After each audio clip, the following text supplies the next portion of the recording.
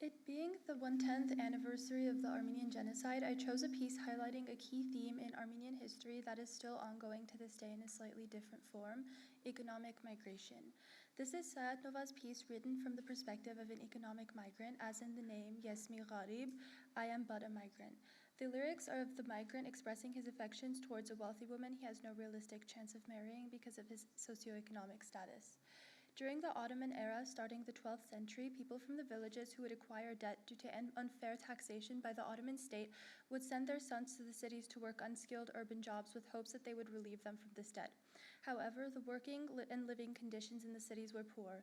Many migrants worked one day at a time, and it was not guaranteed each day that they would be able to find work.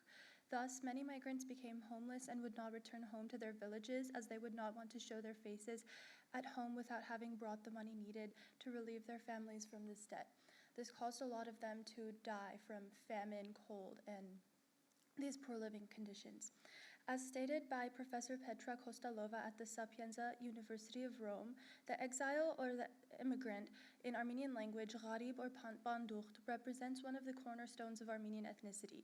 It can be said without exaggerating that both Armenian historiography and literature, medieval and modern, are pervaded by this dominant, or more precisely, key theme. The concept of exile is inseparably connected with the diaspora, in modern Armenian referred to as spyurk, which could be considered as being another basic key theme of Armenianness, the sense of belonging to the Armenian nation. The exile and the diaspora evoke connotations of deportation, massacre, and genocide trauma.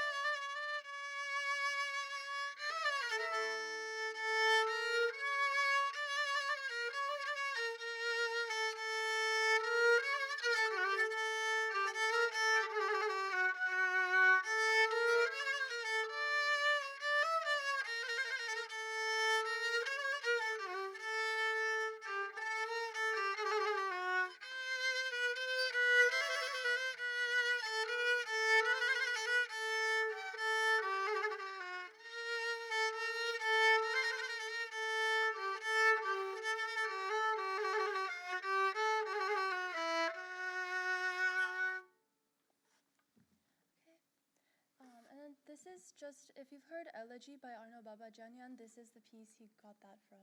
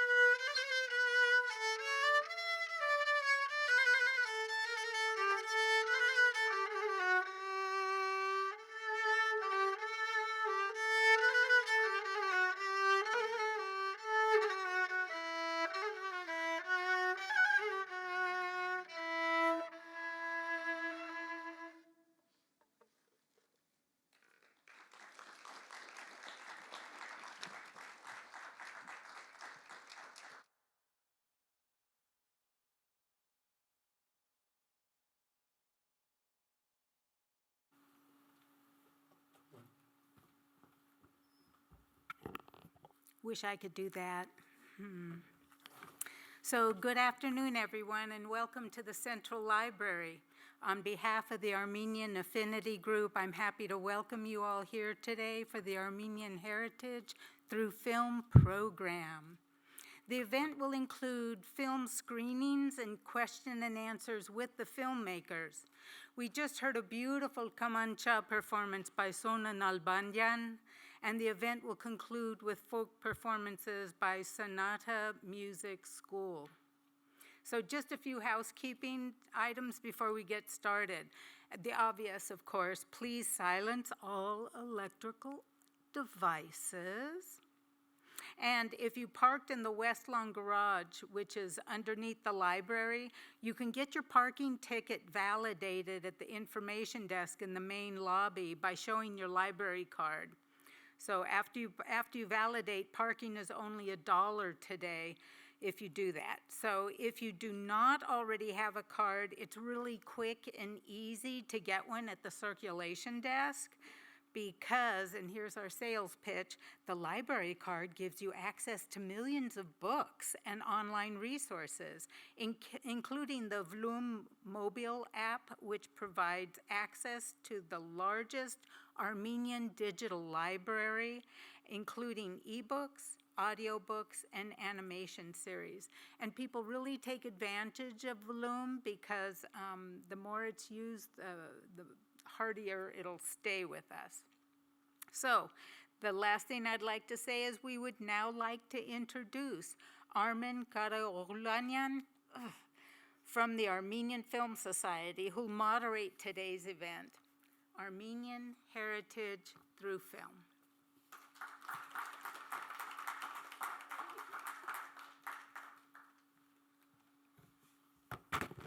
Hi, everyone. Thank you so much for being here. And thank you for the introduction. I know my last name is a little difficult. I have family that still struggles pronouncing it. But I'm Armen Karaoghlanian. I'm one of the founders of Armenian Film Society, along with my wife, Mary.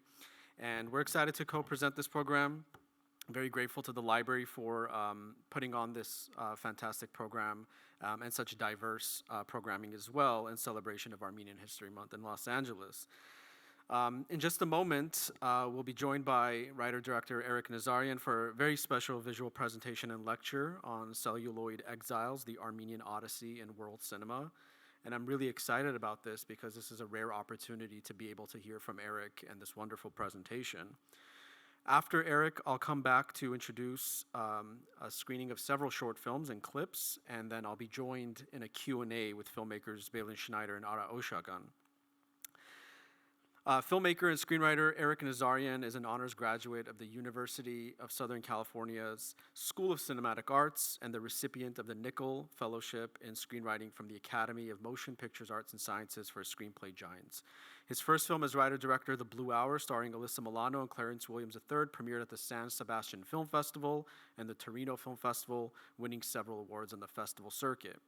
He co-wrote Three Christs, starring Richard Gere, Peter Dinklage, and Juliana Margulies, directed by John Avnet and released by IFC Films. His film Tatanka, about the Oglala Lakota mothers of the missing and murdered indigenous women and the healing power of the buffalo, premiered at the Rome Film Festival as part of a global anthology film about human and animal life in the era of climate change. He's directed Morgan Freeman in a PSA celebrating the Universal Declaration of Human Rights and directed the short film Chicago with Carrie Fisher, Brendan Fraser, Zach Braff, and Alec Baldwin. As a photojournalist, his work has appeared in the Los Angeles Times, written by Movie Maker and AIM. His latest film, Die Like a Man, a rite of passage feature film about the after effects of gun violence in a rapidly gentrifying West Side neighborhood in LA, will have a one-week theatrical run next week starting Friday, April 18 at the $1 Million Theater. I invite you all to come and support independent cinema and to see this great film. Armenian Film Society is proud to be hosting opening day Friday, April 18. While making this film, Nazarian created a social impact audiovisual literacy program with the aim of combating gun violence in at-risk communities through grassroots filmmaking. He was recently selected for Mike Lyon's social impact art project, Alta, a Human Atlas of a City of Angels, as one of the 100 extraordinary individuals creating positive change across Los Angeles County, premiering at the Getty in October 2024. Please join me in welcoming Eric Nazarian.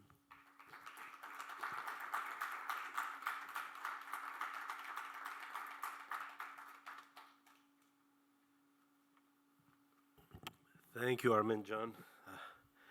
Wow, I hadn't heard my bio read like that in a long time. I've been doing some trouble, so thank you guys for being here. It's a very, very special event. I'm thankful for Armen for the invite and for really looking at Armenian heritage through the lens of cinema and film.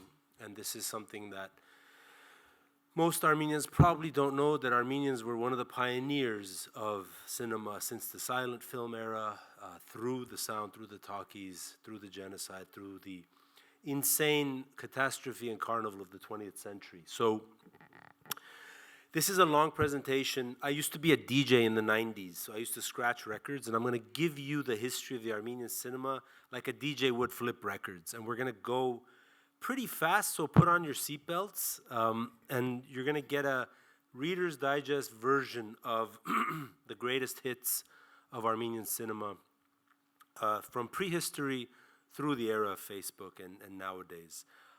This is a project I've been lecturing on and presenting for some time now, since the centennial of the genocide. So it's an ever-evolving thing, and I get so inspired when I see more and more Armenian films coming to the forefront. So the reason why I call this Celluloid Exiles, an Odyssey, the Armenian Odyssey in world cinema, is basically because the concept of an Armenian that was in the first time in the history of motion pictures presented or on photographic representation. See, now everybody can take their cell phone out, take a picture, post on YouTube, talk about their grandma's garlic recipe, talk about the neighbor's dirty socks, talk about their horses. Everybody is building a movie nowadays with their cell phones. Way before technology came this rapidly advanced, cinema was born through photography. And the idea of the celluloid exile, celluloid is the film base that films were built on. And exile is, unfortunately, the nature of what Armenians have become in the wake of the Armenian genocide. It is intrinsic to our identity, of our sense of homeland, our sense of peace, our sense of place, our sense of narrative.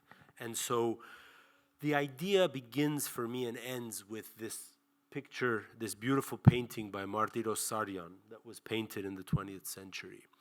And it has all the colors of an Arevaham Armenia, to quote Yegishe Charents's poem, of this rich landscape of these earth tones and the grain, the blue sky, the mountains, the gorges, the rivers, the valleys, the Edenic, the idyllic. And yet there's this mountain in the middle of the frame in the background.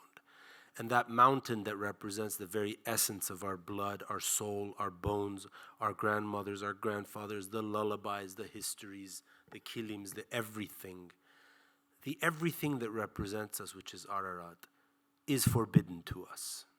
It is taken from us. It is on another side of a man-made border that has completely forbidden us to access the very root of our identity, which is the mountain. We are the mountain. And this mountain is the core essence of the bedrock of what you're going to see and hear throughout this lecture. Again, you see this mountain exists in the background now further, and you have these amazing landscapes that Marcia Melkonian created, because the earth and the land is the root of the Armenians, the Jur and the Hog and the Yergink. All these eternal primordial elements that were built into the Armenian identity was built in these paintings. And as a child of diaspora coming to this country, my parents were born in Iran, I was born in Soviet Armenia, my brother was born in Hollywood Presbyterian. So my life is a small microcosm of the Armenian Odyssey, as I'm sure every single one of yours is, and your families. But these are the images I grew up with as a child, eating dolma, listening to my grandmother's lullabies, listening to Run DMC and NWA. Every time I came home, I would come to this. Let's not forget Metallica. So why I bring this picture up, because this was one of the first books that I saw in elementary school, even though I didn't read this until high school, that my father had bought, and it was The Grapes of Wrath by John Steinbeck. So the images of, the cover of this book was very similar in my child's brain's eye to this. This man on a hill, the plains, two complete worlds. One is in Oklahoma, the Dust Bowl. One is in Anatolia, Western Armenia, Hayastan, the plains of Ararat. And what was so fascinating for me was when I was reading this book in high school, I reflected on my childhood. And when my father brought the movie home on VHS and we were watching it, and he was telling me it was the story of a family that lost their home and had to move. And I remember my grandmother just watching these pictures and saying, like the Armenians. So even without knowing the context of what this was, the theme of migration, the theme of moving and being deprived of your home, deprived of your Ararat, was very kindred, and I never quite forgot that. This is what fascinated me also, because when I went to my fourth grade English, elementary school teacher, Mrs. Dickinson, and I was telling her about my father and the Grapes of Wrath, and I was telling her that we're Armenians, she just looked at me one of 3 times in my life with these sad eyes, and she says, "Oh, Eric, I remember when I was a little girl, my grandmother would always say, 'Finish your porridge, never forget the starving Armenians.'"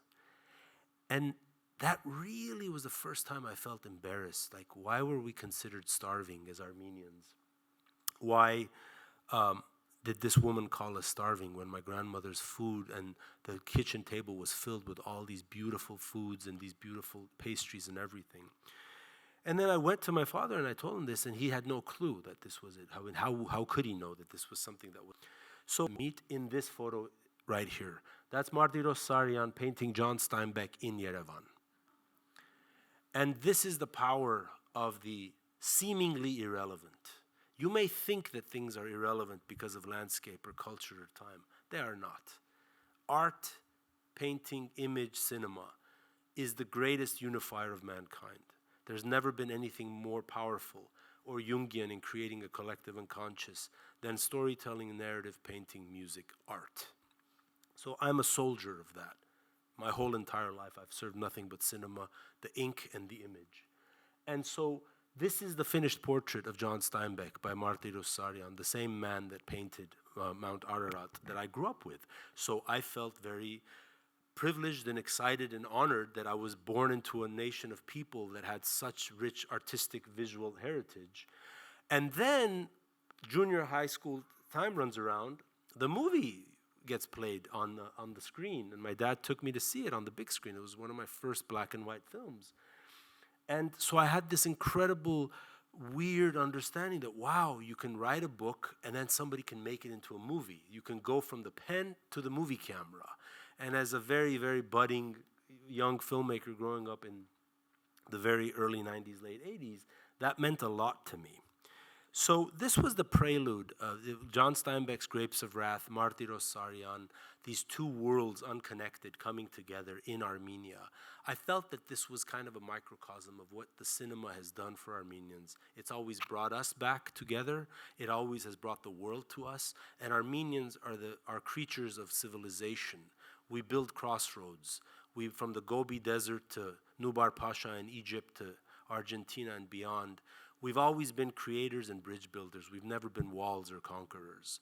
And so this was, as in my young mind, the first proof that we are doing something right here. And this was a tradition I wanted to follow. And thanks to my father's ingenious mentorship, I discovered this amazing photo. Just out of curiosity, when you look at this photo, I just want a random hand up, one or two. What do you think this photo is, and when do you think it was painted?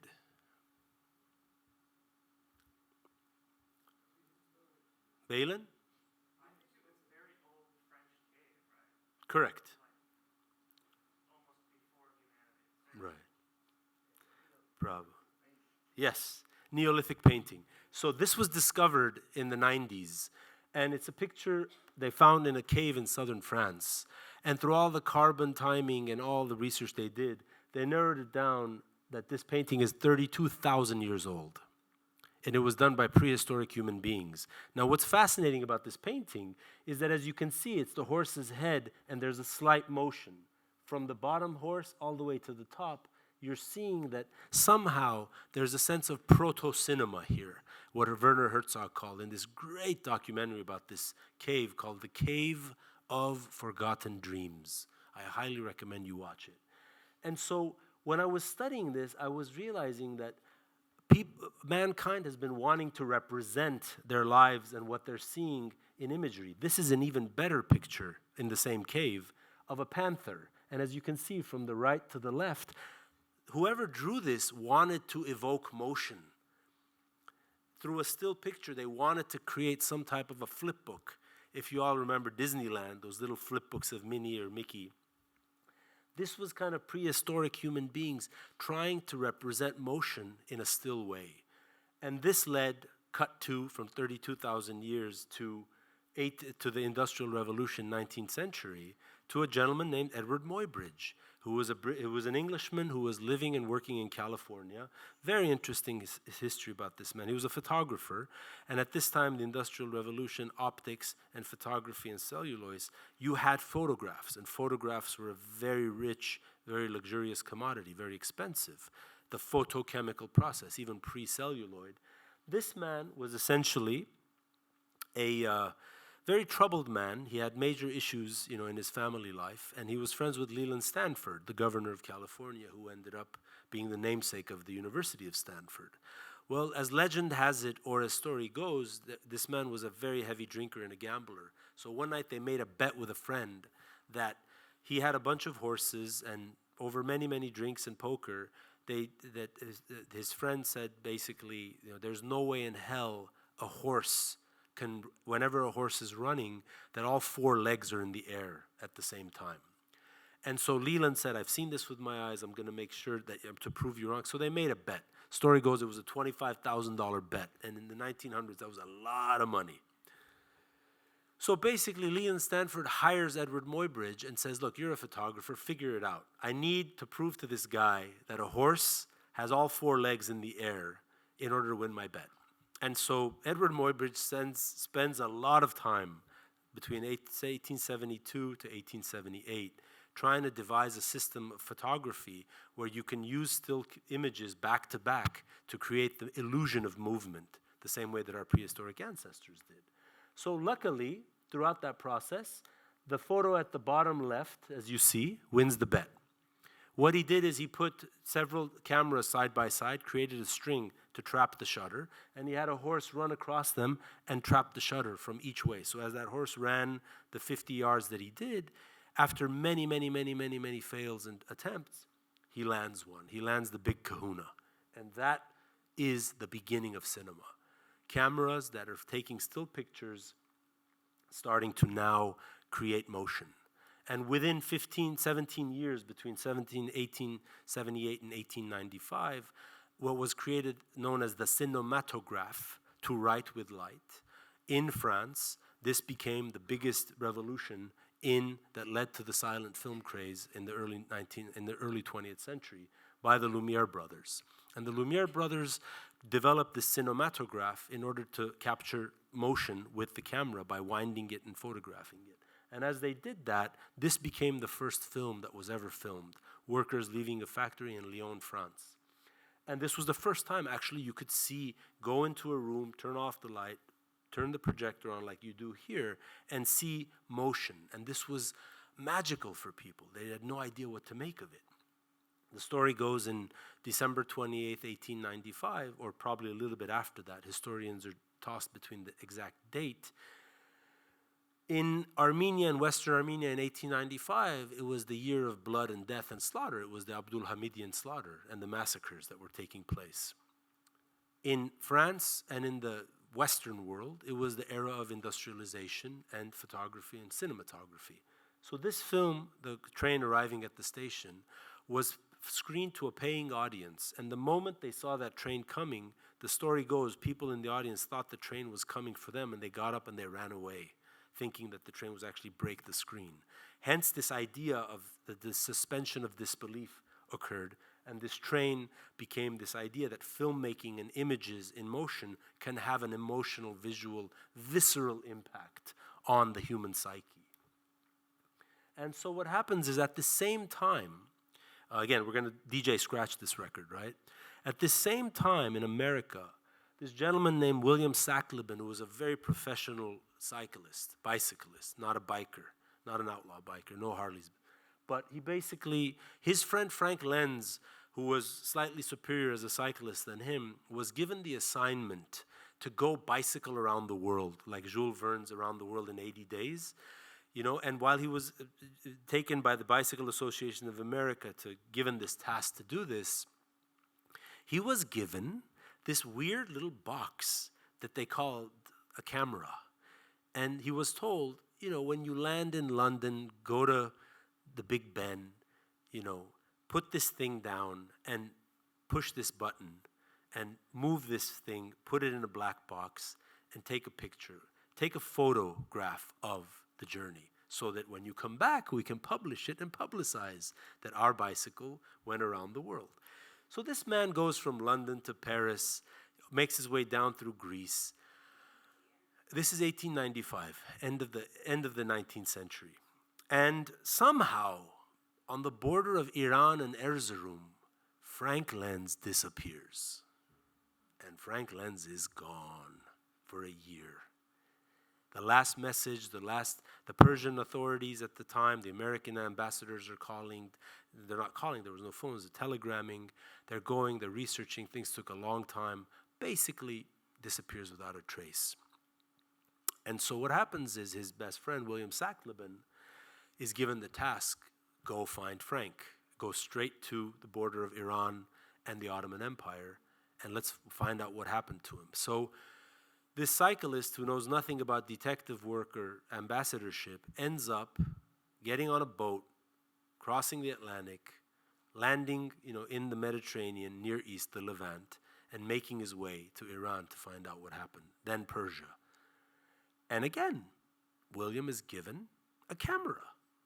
Take pictures, document your journey, bring it back so we can publish it. So when he goes to, a very long story, I'll keep it short because we have a lot to cover.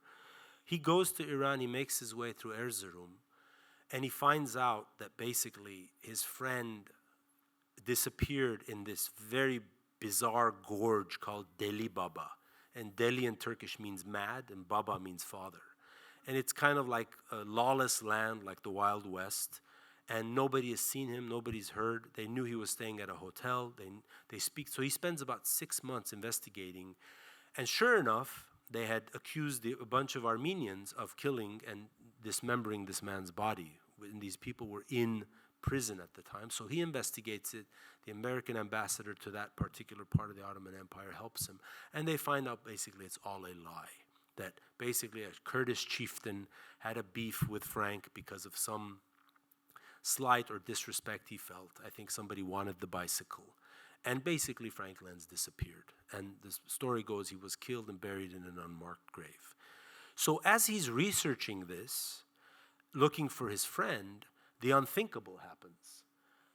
The Hamidian massacres occur under his watch. So here's a sportsman who's in Erzurum, basically using the camera that they gave him for posterity to document atrocity.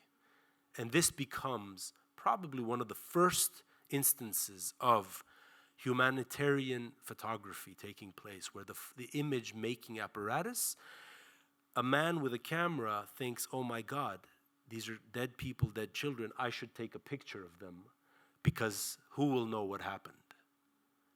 And so this is also leading up to our next phase. These famous photographs you've seen, they're in the UCLA archive, you can access them online, read more about it. So the idea, again, of this accidental tourist who ends up becoming a narrative spokesperson for the Armenians of the late Ottoman Empire ends up coming back and solving the murder and having these photographs of what was happening to the Armenians. Around the same time, in America, he becomes a photographer of conscience by accident, but in America, movies are a spectacle. They want love, sex, violence, vaudeville, the circus. They all come together in Thomas Edison's The Kiss, the famous kiss that launched 1,000 riots in New Jersey. All the women's temperance unions and the Christian clubs and everybody. How dare they show a man and woman kissing? This is absolute atrocity. So we see the power of spectacle mixed with the power of humanitarianism, completely irrelevant to each other, happening at roughly the same time, the same osmosis. At this time, Pathé, the brothers Pathé, the second geniuses of French cinema, dispatch cinematographers now all over the world to just document the world. The Taj Mahal, the pyramids of Giza, the Colosseum of Rome, etc., etc. So the world is now waking up to this phenomenon where, hey, you can actually pay a franc or pay 5 pennies and go, and sit yourself down, look into this box, hand crank the object, and you see motion pictures happening.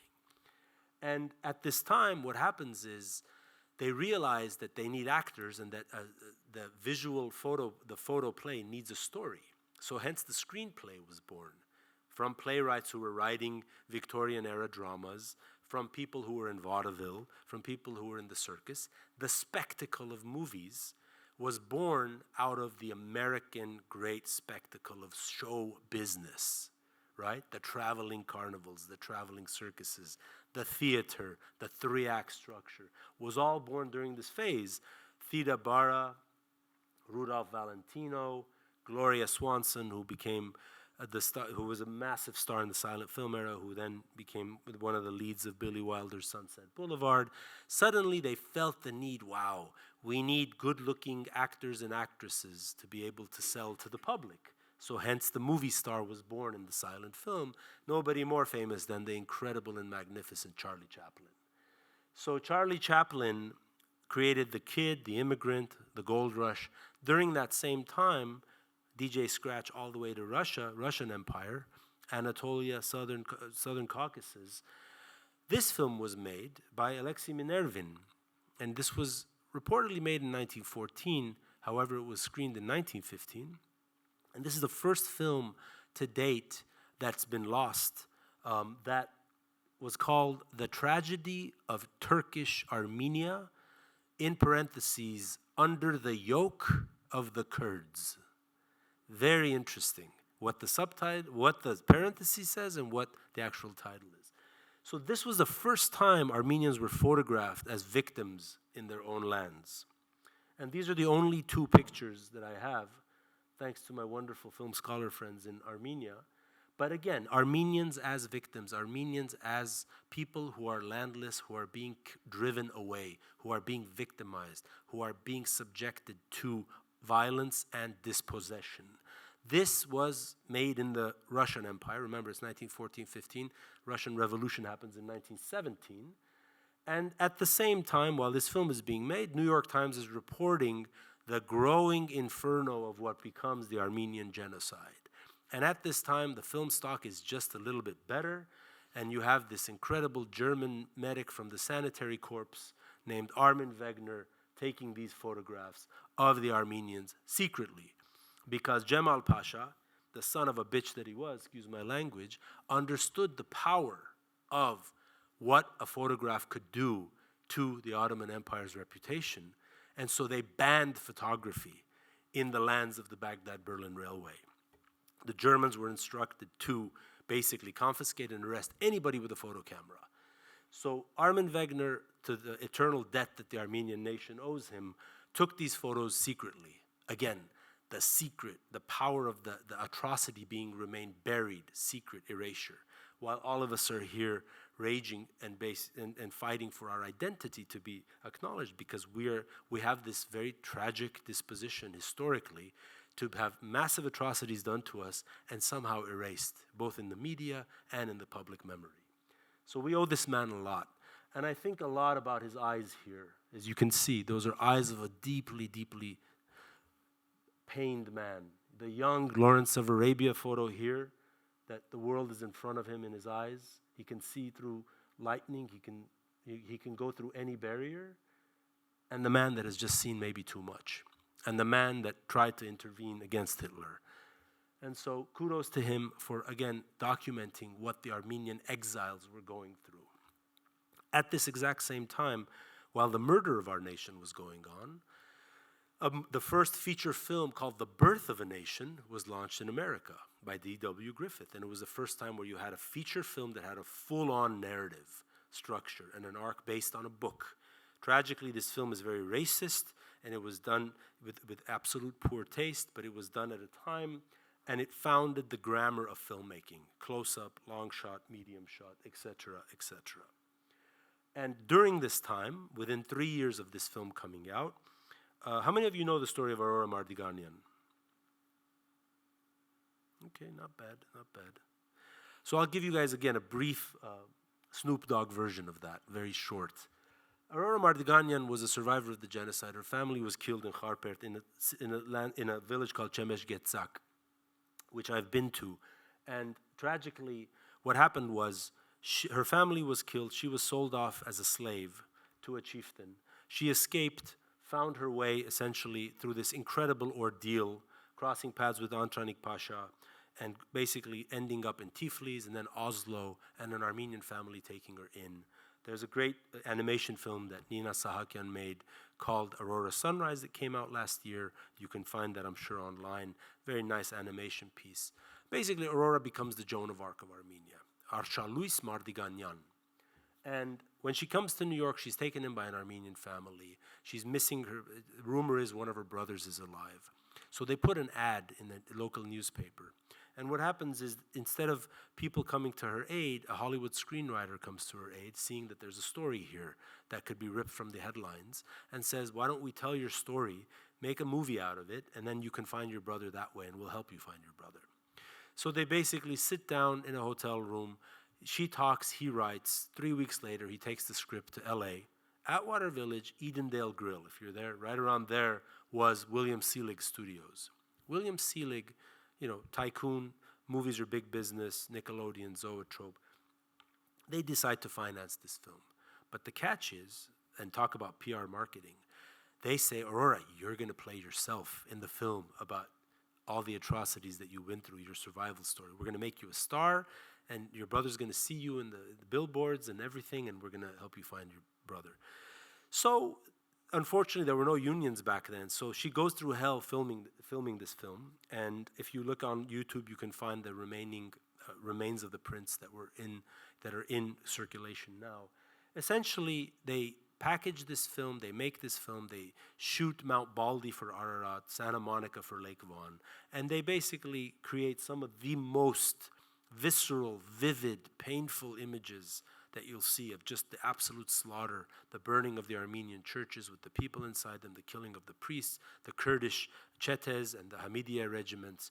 Everything she saw, they basically put into a film and essentially released it with the aid of bringing awareness and also creating kind of a spectacle of a humanitarian disaster that was a very hot-button topic. So the idea of a hot-button topic and a film that was built and made by the real people, fictionalized, was a marketing tool that served the business side, because the film was very successful, but it also served the philanthropic side because it helped the Near East Relief Foundation with a lot of money, close to well over billions of dollars now, that they were able to use that money to be able to build orphanages from Gyumri all the way to Aleppo, hence the Near East Foundation.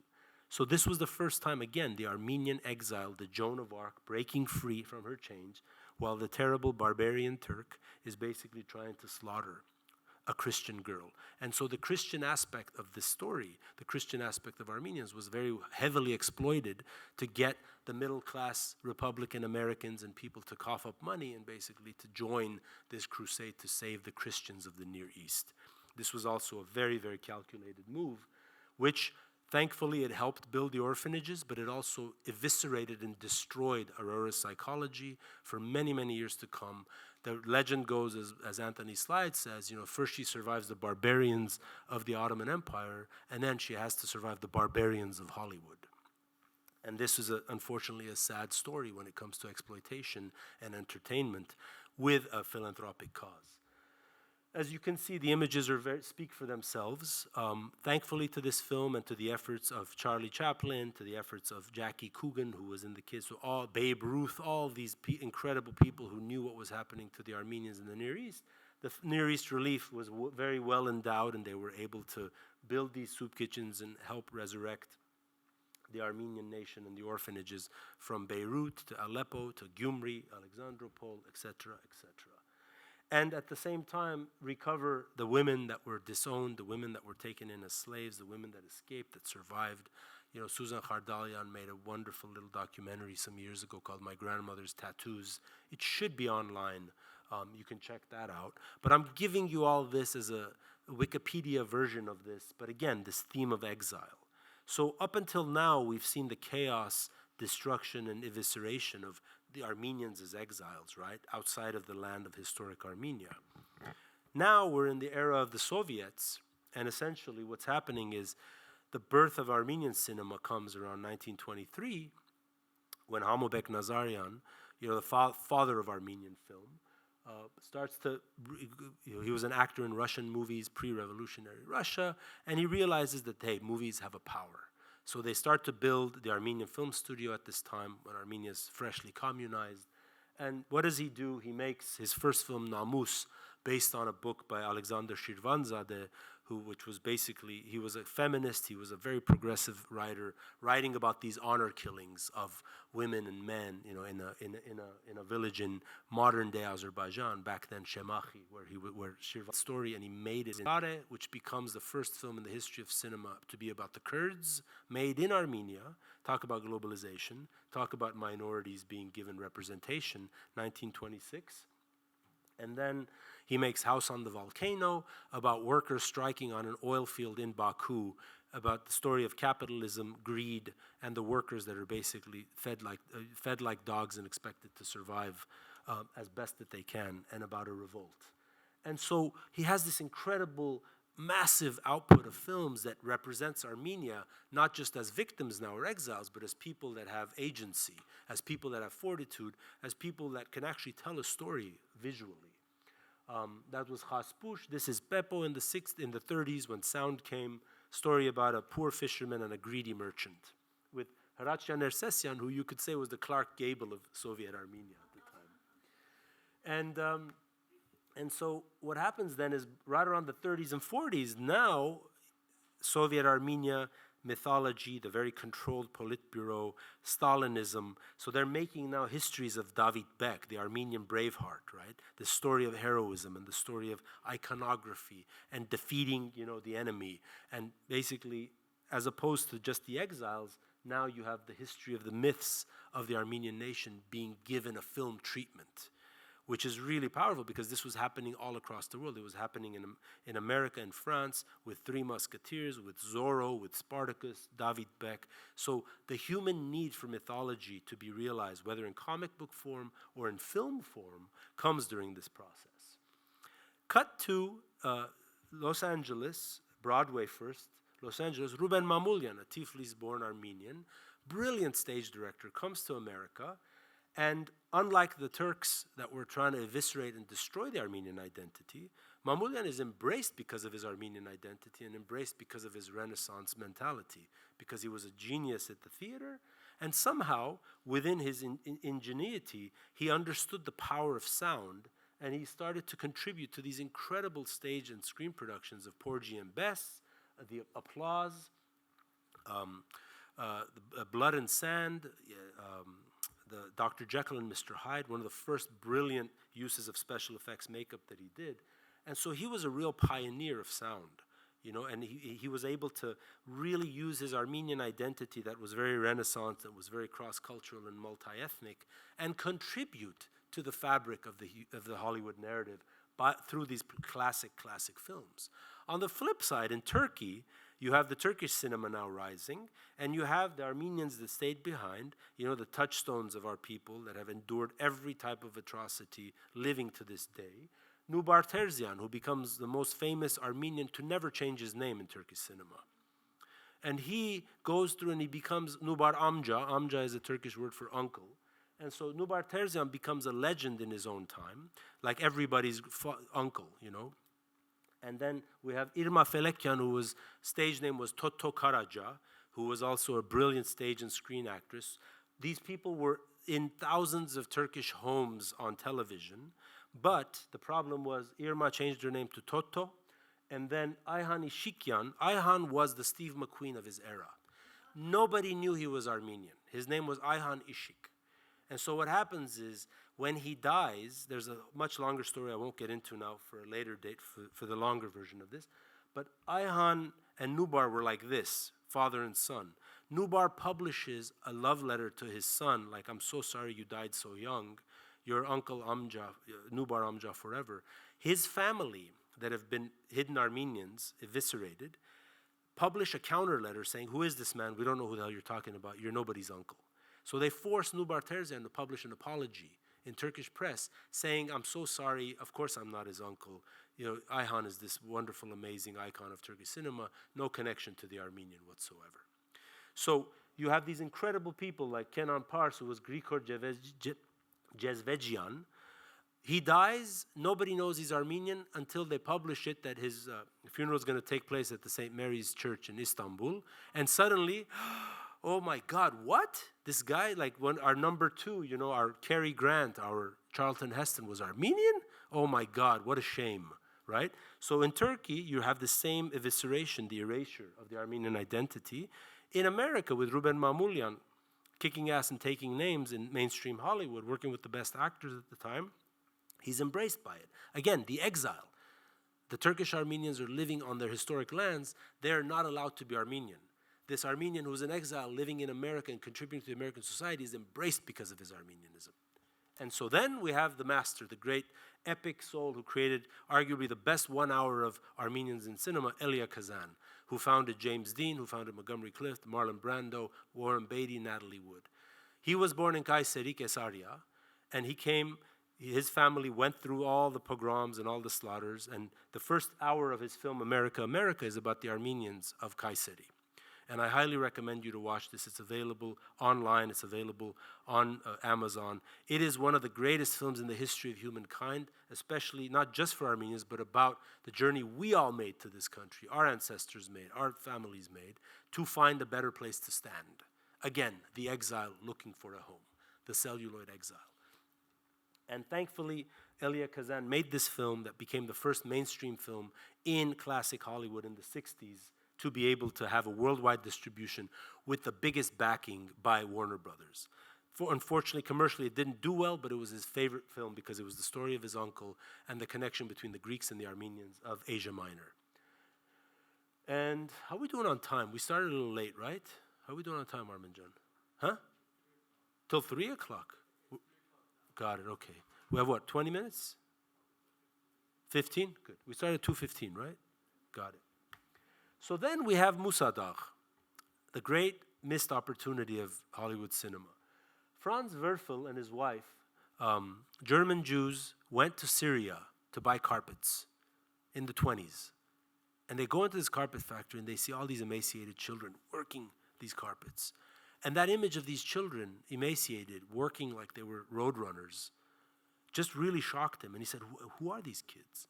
And the merchant said that these are the survivors of the Armenian massacres, the children. So he comes back, spends all this time researching, finds out the story of this legendary mountain in Vakıflı, Hatay province, where the Armenians resisted, just like the Spartans resisted the Persians 1,500 years ago. And being a writer, understanding what genre and novel and spectacle is, he crafts this novel, 40 Years of Musadagh, that becomes an instant bestseller and immediately gets bought for a lot of money by the masters of Mount Olympus. Irving G. Thalberg, Metro-Goldwyn-Mayer, MGM, that Kirk Kerkorian later bought, and then David O. Selznick, who was the son-in-law of Meyer. So they're getting ready to make this film with Clark Gable and William Wellman, two of the greatest, highest paid, highest respected, Oscar-winning legends of their time. So this is all getting announced, and then suddenly, the Turkish ambassador to the US, Mehmet Munir Ertegün, finds out and sends a wire to his stooge, which is J. Robert Rubin, who was like the kingmaker of MGM, saying, this is absurd, this is horrid. How dare you? This is going to ruin the United States' reputation with Turkey. and you should immediately, we're going to do everything we can to, boycott you and all your films in MGM in Turkey, and we're gonna have a huge problem. So what happens is, Mehmet Munir Ertegün is the father of Ahmet Ertegün, who was the founder of Atlantic Records, that published Aretha Franklin, Led Zeppelin, Ray Charles. Brilliant brand, right? Ahmet Ertegün, the son of this ambassador of Turkey to the US, also follows in his footsteps and denies the genocide. But in any case, that's another story. There's a story of Serge Tankian and him having a conversation we'll get into some other time. But essentially, the Hayes office, which was the censorship office, now gets involved. Ruben Mamoulian is now attached to direct the film. And ultimately, what happens is they can the movie because the film is deemed a big threat for the diplomatic relations of Turkey. And for the next 40 to 50 years, from the 30s to the 80s, every time that film tries to get resurrected, it is killed because of the Turkish policy against the Armenians. And because of this, the film degenerates, it gets lost from memory, and it's made into a made-for-TV movie by Sarki Muradian in the 80s. Unfortunately, not a very good one. And then even as recently as some years ago, during the cusp of the genocide centenary, Sylvester Stallone was even rumored to wanting to direct a film about the Armenian massacres, and these are two of his quotes. Talk about a political hot potato. Turks have been killing that subject for 85 years. Bam. And Musadaq was one of the world's lost projects, the most on and off again. These are not small fries. These are Hollywood Reporter and Variety. So during this time, we're being suppressed. We have legends east of the Atlantic and the Mediterranean, like Sergei Parajanov, who are multi-hyphenate polymath geniuses, who are writers and directors and painters and sculptors and polymaths, who start to make films, Shadows of Forgotten Ancestors in Ukraine, arguably one of the greatest films in Ukrainian cinema, made in the Carpathian dialect by an ethnic Armenian, born in Georgia, raised in Ukraine. Talk about globalism. And then he makes Sayat Nova, obviously the story of Sayat Nova, our bard, our minstrel, our troubadour. And this becomes a sensation. Godard, Fellini, Visconti, all the greats in world cinema are completely enamored over this. And finally, Sergei Parajanov ends up going to prison because he was considered a homosexual and he was accused of homosexuality and being all sorts of absurd anti-Soviet sentiments. And he was just a genius that they needed to muzzle. And so even when he's in prison, he's not allowed to write screenplays. These are known as his thalers. He would take the bottle caps of soda pops and he would grow his fingernails long enough so he can carve the faces of the ancient Armenian kings and faces on them. So talk about creative prolificacy. That's why nobody has a right to complain about, oh, I'm a struggling writer, I'm a struggling filmmaker. No, you're not. Stop struggling and start filming. And that's the moral of this man's story that I'll leave you with today. Out of the box. He was never born to fit in. He is out of the box. He was born out of the box. He died out of the box. And he's still with us. Legend of Suram Fortress, Georgia. Ashik Kerib, Ashur Gharib, Azerbaijan. In the height, they were filming this in 88, 89, right when the Troubles were starting. So again, the Renaissance spirit of the Armenian, whose crossed borders, whose crossed civilizations, exists within time. Whether it's Sayat Nova composing in Farsi, Armenian, Georgian, Azeri, whether it's Sayat Nova, whether it's Ruben Mamoulian, whether it's Atom Egoyan. This is who we are. Tragically, the women were suppressed throughout the entire Soviet-Armenian period. I want to be very clear. It's a subject of a whole other lecture I'm developing because I can't find the information about these women to contact them. So the women were relegated to the animation department, and some genius animators, one of which we'll talk about. This was a beautiful image from Ashik Kerib that Parajanov, I think, made. This was in the closed bazaar, Kapali Çarşı in Istanbul, where this photo was taken when he was at the Istanbul Film Festival. And during this time, you have Frunze Duvlatyan, one of the fathers of the Armenian New Wave in the 60s. And what happens now? The exiles are now the owners of their own narratives. So the first film that goes to Cannes Film Festival is Barev Yesem, Hello, It's Me. And it has just been recently restored at the Cannes Classic a few years ago. They played it. Beautiful story, again, about loss and exile, about a scientist who's mourning the loss of his wife in World War II and a young woman who's mourning the loss of her own family member and how these two meet. Two Armenians meeting over loss, finding a new friendship, a new Armenia in Soviet Armenia. Exiles within the same land, exiles looking over that same mountain that I began with. Henrik Malian, he was my father's mentor in his first year in 1970. Henrik Malian was the Jean Renoir of Armenian cinema, the great-grandfather, the good uncle, Menkenk Mersarera. These films went to Venice.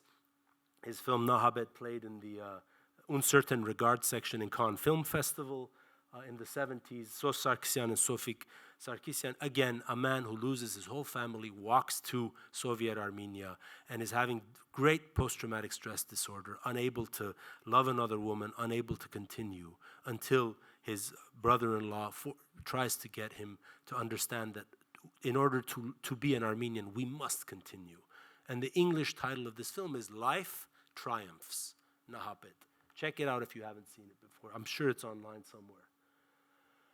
And then when I was growing up at the age of 12 in 88, 90, this film came a couple years later, Garot, about Arak el-Bidza, the old man who crosses the Arax River to go back to Western Armenia because he misses the graves of his mother and father. He crosses the river to go to the mountain, and he gets stopped, arrested, interrogated, and sent to Siberia. Again, Armenians deprived of the basic, fundamental agency of their narrative, the mountain. This is Gayana Martirosyan, one of the pioneers of Armenian animation in the 80s. She made a film called War on Our Street, an animation piece with puppets, right when the Sumgait pogroms were happening. So now she's telling a story of German youth and German agency and intolerance as a parable, as an archetype for what was happening to the Armenians of Sumgait. Again, the theme of the exile trying to weave narrative in order to use narrative as an agency for survival. Henri Verneuil, Ashot Malakian, genocide survivor, Marseille, the legendary French genius that made Mayrik and 88 Rue Paradis. In Europe, again, with Omar Sharif, Claudia Cardinal, our dear brother Jackie Nersessian. These films, again, were all about reclaiming the narrative of exile at a time when Armenians spent decades trying to be stronger and have agency in their film industries to tell their buried stories. What Elia Kazan did, what Ruben Mamoulian wasn't able to do, what Henri Verneuil and Atom Egoyan were able to do. Why I love this poster of Ararat is because this is the Japanese poster. And for the Japanese to release a film about the genocide in Japanese is not just ironic, but it's good justice. It's cinematic justice, because they've done the same thing to the Chinese and to the Koreans. And so they were able to find agency. Unfortunately, the Turks have not. Then Fatih Akin, a German-born Turk whose father is a member of the most racist ultranationalist party, the MHP, the Grey Wolves, in Germany. Fatih Akin, total leftist, total pro-Armenian, makes the cut, trying to basically have the film ready for the Armenian genocide. Story about a man who gets his throat cut, loses his voice, and ends up bouncing around until he ends up in Cuba, then in the Midwest. Good intention, not the greatest film, but wonderful scenes of Rasul Ain and the concentration camp of the Armenians. Then our wonderful Robert Gedigyan decides to make a film about the political uprising of the 70s of Asala and the Justice Commandos and the whole era of Carlos the Jackal, Don't Tell Me the Boy Was Mad, based on a very haunting story of a Spanish journalist that was trapped in one of the bombs that Asala set off in Europe. And what happens is he gets very badly wounded and handicapped, so he decides to go find Asala and find out why this bomb was set off. And in that process, he learns the story of the Armenian genocide, and he becomes on the side of the people that basically tries to become a defender of what the Armenians went through. One day I'd like to make that documentary. And then at long last, after 60 years of failure and pain and muzzling, Kirk Kerkorian, his last wish was to basically do a nice, classic, old-school Hollywood-style epic that they were unable to do. Ironically, the Armenian Fresno boxer, gambler, businessman who ends up buying the very studio that censored the Armenian genocide and censored Ruben Mamoulian from making this film, ends up financing the film, which they made into The Promise with Christian Bale, Oscar Isaac, and Charlotte Le Bon, incorporating the Musaler story in the last third of the film. And all-out spectacle, it fulfilled what Kirk Kerkorian's wish was to do one big, massive film. And this image of the film, I'd like to kind of direct your eyes to the hands.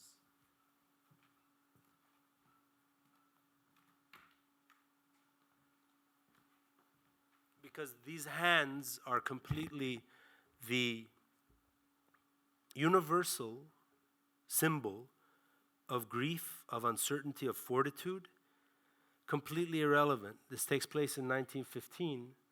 This takes place in 2022. Sonata Vardanian, whose brother was missing during the Artsakh war, made a film on her iPhone. She'd never made a film before. And this film won the highest award in the history of the world in all documentary categories as the best picture at the IDFA Film Festival. And so the presence of this film for me is the exact regeneration of what Armenians have always done. With nothing, they've built things that have transcended their own borders. With nothing, they've been able to transcend every single obstacle, especially in a time when the world repeats the same thing it's done to us 110 years later. This film to me, and this young woman's brave attempt to capture the grief of her family with an iPhone. With an iPhone. That's why I don't want to hear any filmmakers complaining about there's no money, there's no this, there's no that. Like, there's ways to make films. And right now is the best generation you have to make these movies. Because this film exported everything that no PR firm, no government, no Armenian ministry could have done. It humanized our people at a time when the world media has completely betrayed and abandoned us, including some of our own people. And so that, my dear friends, wow, 1 hour, I landed, not bad. We are back to our mountain. We are back to the exile, but we're no longer exiles because each one of you here is a mountain. And you being here tonight to celebrate this Armenian Heritage Month is in and of itself the very fabric of what that mountain represents, which is agency, resistance, fortitude. So we tell stories to survive, we tell stories because we're Armenians, and we tell stories because we have no other option but to reclaim our narrative resistance. Thank you very much.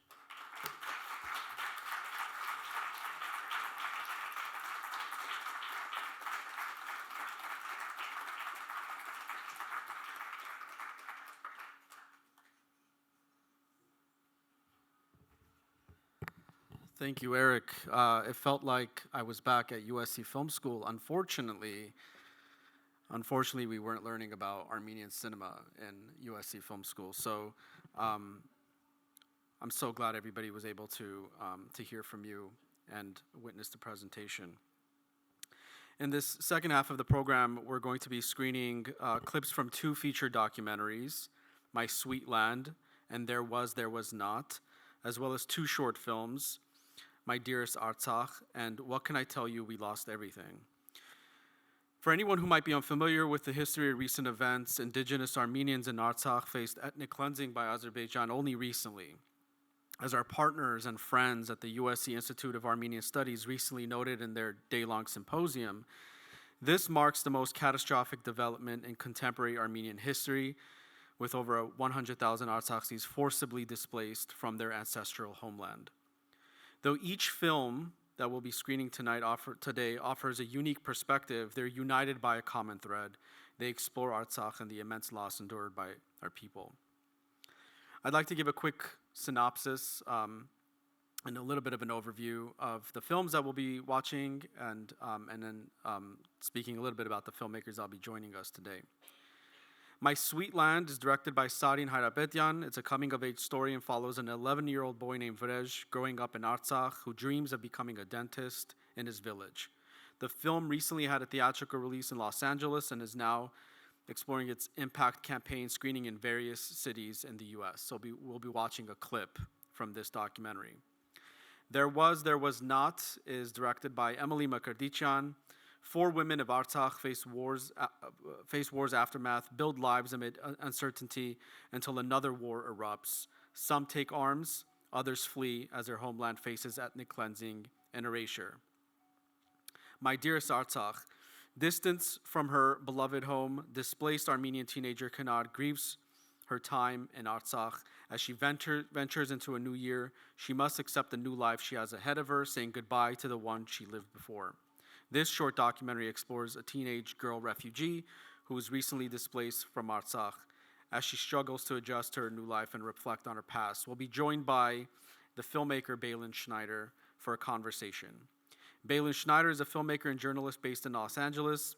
His debut feature film, Out of Time, the material issue story, played in theaters nationwide and is available on Prime Video and Tubi.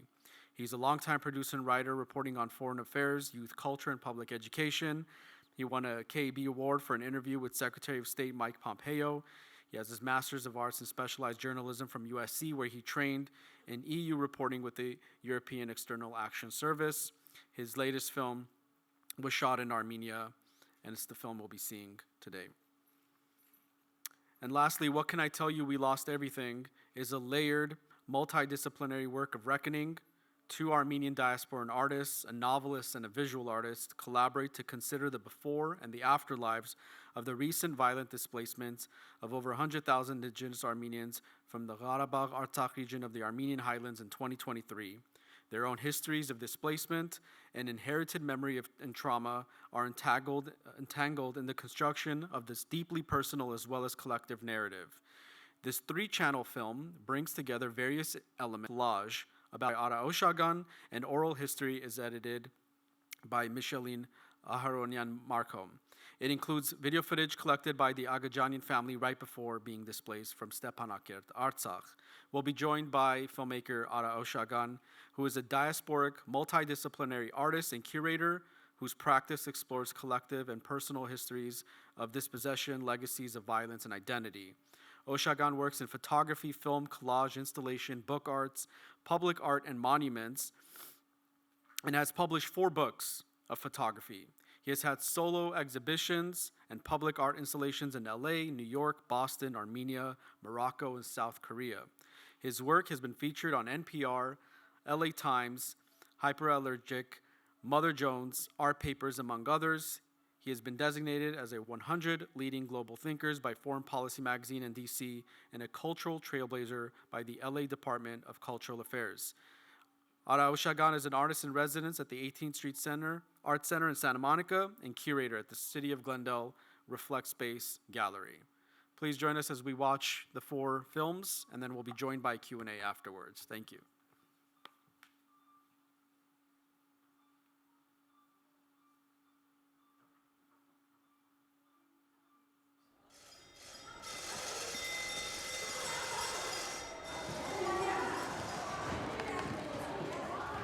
Գիտենք, որ այս քաղաքական քարտեզը միշտ այդպեսին չի լինում, նա փոփոխության է ենթարկվում։ Առաջին կարևոր պատճառը պատերազմն է։ Քաղաքական քարտեզի ձևավորման փոփոխության վրա ազդել է նաև ԽՍՀՄ-ի փլուզումը։ Հիմա 1991 թվականից այդ երկրները բոլորը դուրս եկան, անկախացան, այսինքն բոլորը ուզում են առանձին ապրել, չի ենթարկվել Ռուսաստանը։ Փոխվեց մեր քարտեզը։ Կասեք ինձ ինչու է միջին հիմա շարունակում այդ փոփոխությունը։ Դե որտեղ կողմներ։ Կանգնիր ասա։ Որտեղ մեկը մյուսի հետ մեկին պետք է իր լավությունները Դեռևս կան տարածքային չլուծված հարցեր երեխաներ, նստի։ Դեռևս կան երկրներ, որոնք գտնվում են կիսաանկախ վիճակում։ Կան երկրներ, որոնք դեռևս չեն ճանաչվել աշխարհի երկրների կողմից։ Օրինակ, իհարկե, Արցախի հանրապետությունը, Ադրբեջանը, Հայաստանը եւ ուրիշ երկրներ պետք է ճանաչեն, որ մենք իրականում առանձին երկիր ենք, չէ՞ երեխաներ։ Այ հենց մենք ենք դարձել գրվախնձոր այդ շատ պետությունների համար։ Դիմին ինձ ասեք, ապացուցեք տեսնել, որ այդ երկիրը կա։ Որոշ ապացուցի։ որտեղ կա։ Ինչ կան։ Ապրունքի։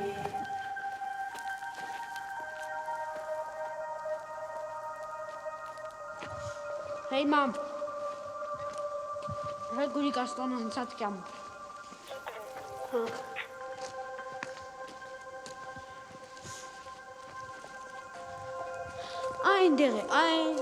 Ein verci sarı. Posteri.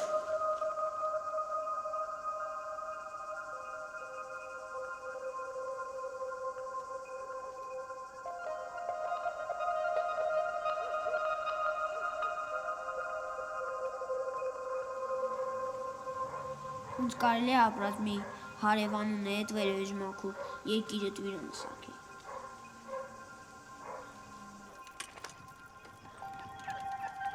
Ես վեր մծանամ տնամ ատամնաբույժ մեր գյուղում, ատամնաբույժան պիցիլական սաղին բույժի։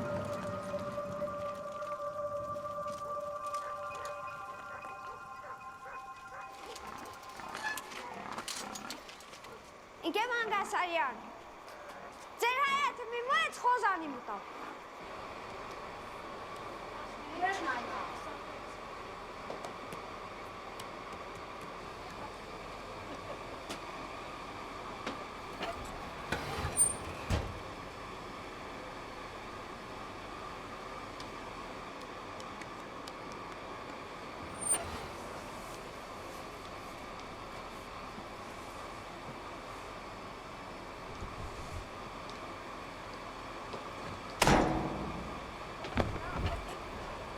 Ever tchummes ver orçi vech. Ha? Ne kamans karač, svetkas.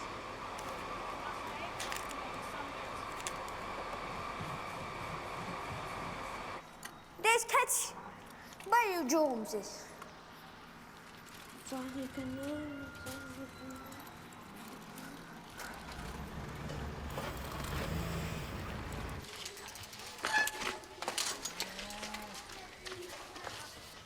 Aya.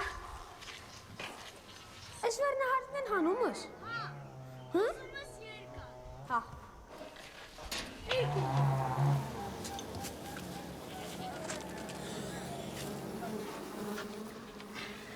Papa ne piyanız? Ne koktu? Hı? Kameli piyim.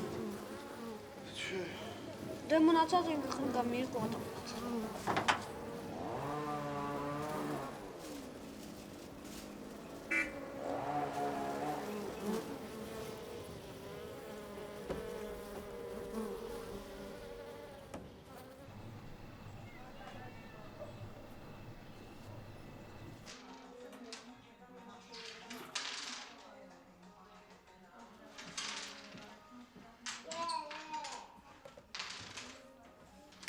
Çiçmeseydi.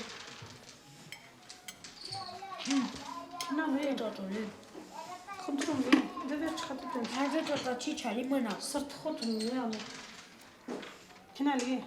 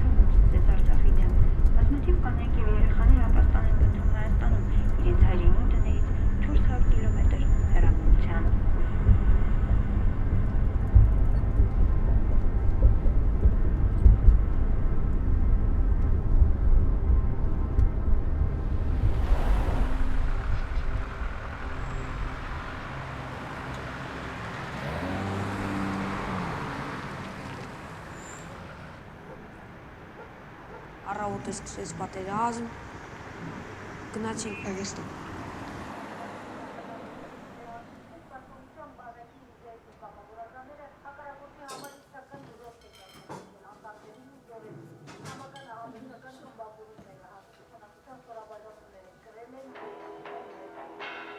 Ոտնձգություն չի ստացվի նրանց կողմից։ Մեր գյուղի տղաներով թաղավարտի եկել ենք բարձրացել հետևից գանտամը խփել մի անգամից, այդ մի տեխնիկան տեղ վառել, մեջը զոհ են թողել, մի քանիսը փախել են, կրակել են, գնան վերև ընկած, մեկն էլ տղաները Այստեղը լավը չի։ ագեսով կրակել։ Այս տունը լավը չի։ Մեկն էլ նոր չի։ Մեր շենը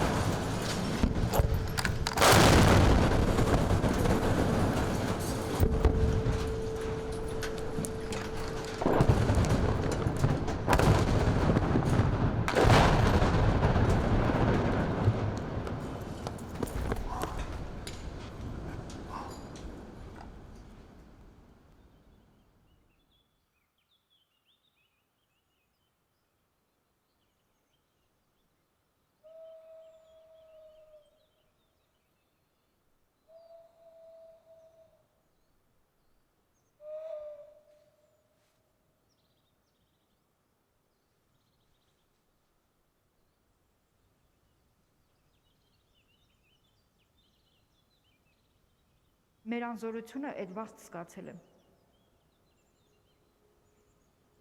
Ես հիշում եմ, որ ժամանակը կանգնել է։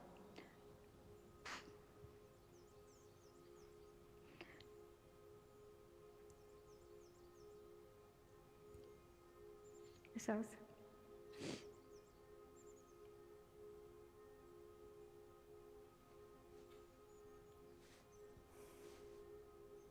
Եթե հետ ենք նայում, այո, մենք հեքիաթի մեջ ենք ապրել։ Հենց հետա, որ դա հեքիաթ չի, դա իրականություն է։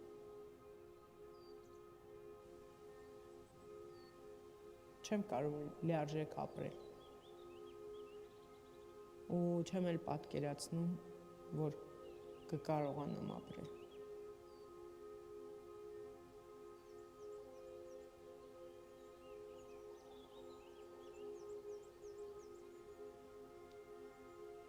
Հիշում ես այդ առաջին օրը, որ պատերազմը սկսվեց։ Հա, բայց ես մի կյանք մնա։ Ուզում ես մնաց այնտեղ։ Մի քիչ կվայելես, հետո կգնա։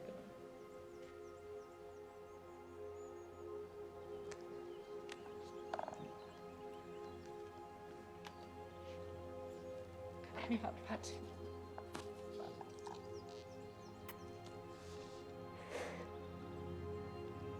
Հայերս անցեր։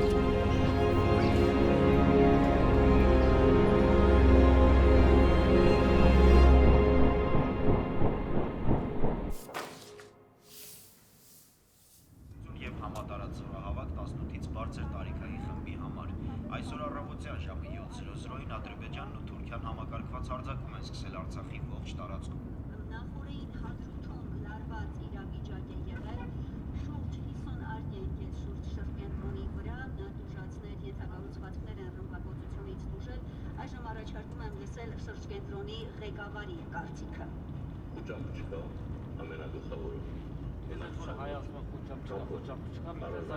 Խոճապ, շատ խոճապ է։ Հա, որ ինքան ուզում ասես, որ իրականացնում է որոշակի օգնություն։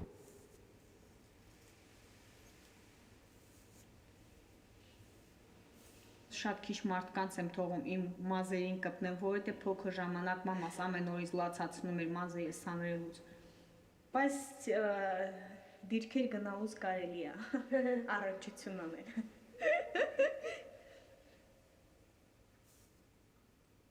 Հարմարա դիլուբա, թա դիրք շորտա։ Це нормально стабилист. Լուբա մամուտել եմ այդ սակարվին վախտը։ Մամուս? Հա, անաս աստես։ Մոլդայա։ Դրե լավ գործ ունանում։ Ճոկոչ։ Պետք է թողնես կարած։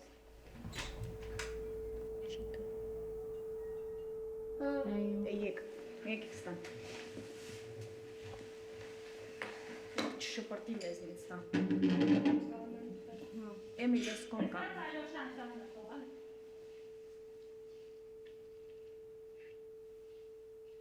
Այս տրիվոգիս ես ավելի страшнее, քան մենը։ Չէ՞։ Քիչ ուստա էսա կյամա։ Մով կտո ծակում այն։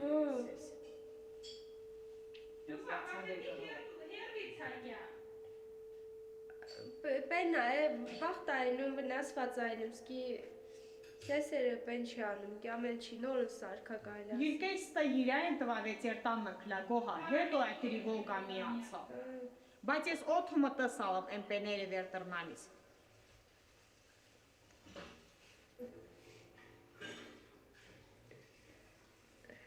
Մաշ սոսեր։ Գյոբը շեմ որպրի իշքան է կզանա պենանում։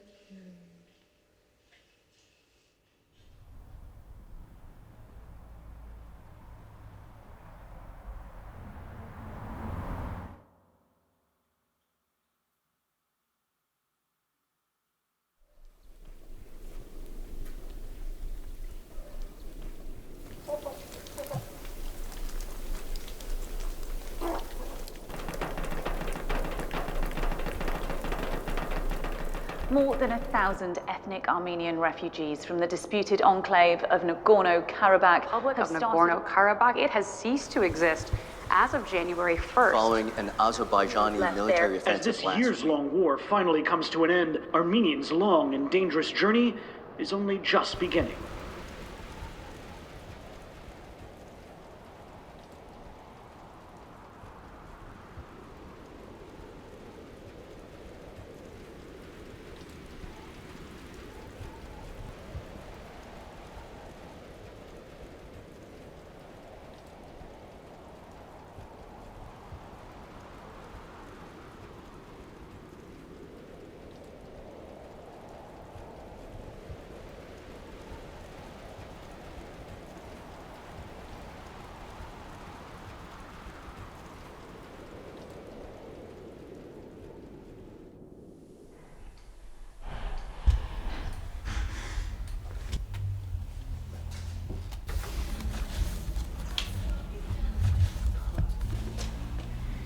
I'm Kanar, 18 years old, from Artsakh, village called Oshagan.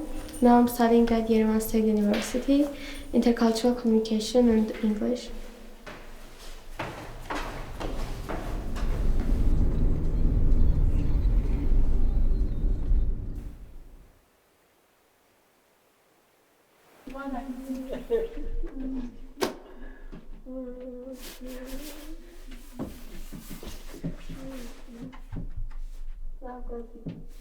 Это Надзиана Никала, финал состав.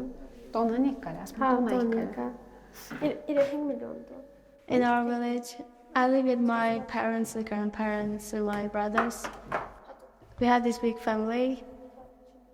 Չանգելա։ Ողոստան կապից։ My family is wholly from Artsakh. My grandfather is from our village called Oshagan. Maybe I'm the 4th generation.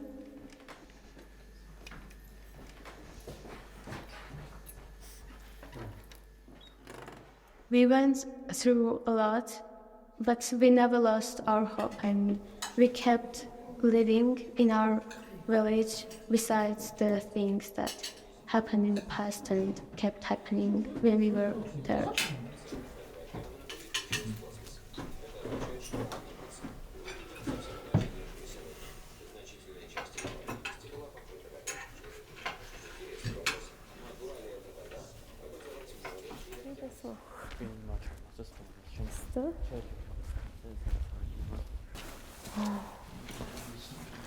Açız aşk gözler.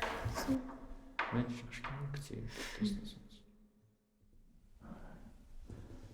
Հարապանական մաշտարի մեր մաշտ որ երկինս ես Սուրբ Եղեցի անուն քո Եղեցի արքայություն քո Եղեցի կամ քո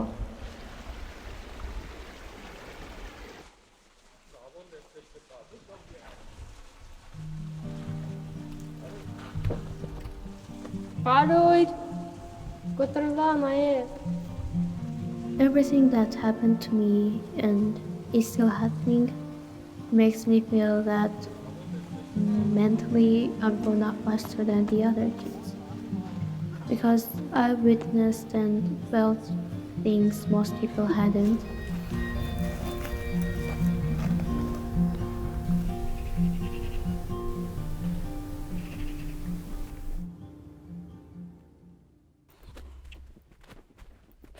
Все. Яра. Все. Процесс. Ну, тайминг. Музык.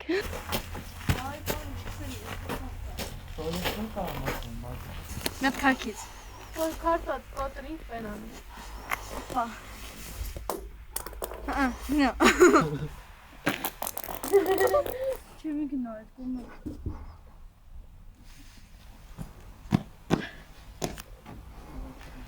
Այդ կողմը մի գնաս, առած չիմ կլիներ։ Իսկ օրինակ, ես որ եկա Գյումրի, այդ ժամանակ բան են անում։ TikTok-ով շատ են խոսում, օրինակ տունը ոչ թե մարդիկ են, տունը ոչ թե պատերն են, այլ մարդիկ են, բայց չէ։ Տունը համ են, համ են։ Օրինակ ես գալիս եմ ստեղ մերոնց մոտ, բայց ես երբեք ինձ տան չեմ զգում։ Խի։ Որտե տունը չէ, իմ տունը չէ, մերը չէ։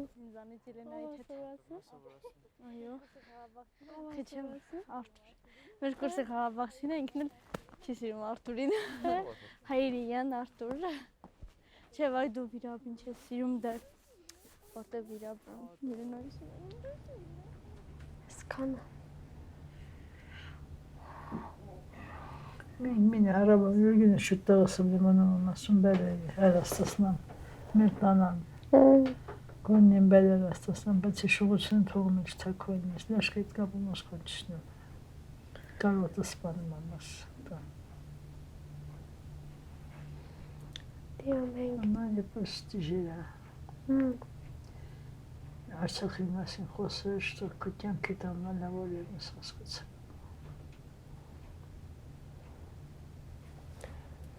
Արակյան ստող, բայց դե հա, մարդիկ նույնն է, բայց մինա այդ տան զգացվածությունը կավեջ։ Այս չէ։ Արդեն գիտեմ։ Տարբերություն չկա։ I'm happy that my parents and my family didn't forget about the pictures they had, and they didn't bring anything but the pictures.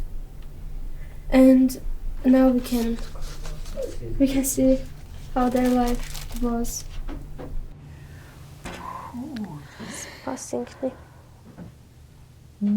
Սպասենք, я հարմարվալան։ Չի, հարմարվել եմ, բերել, նակ թոխեք է հարմարվեն լի։ Բելում բերգերել եմ կասկածում, պապում եմ կասկածում, բայց նմուկ հարմարվել չենք։ Դե չմուկ հարմարվում ենք։ Խոխան հարմարվալան ահապեն չնա։ Խոխան կիմերյան շկոլակյան խաղանում, միգան արորյան հունցունել է ստեղ շարունակում ալի։ Մերն ավեր։ Tишина.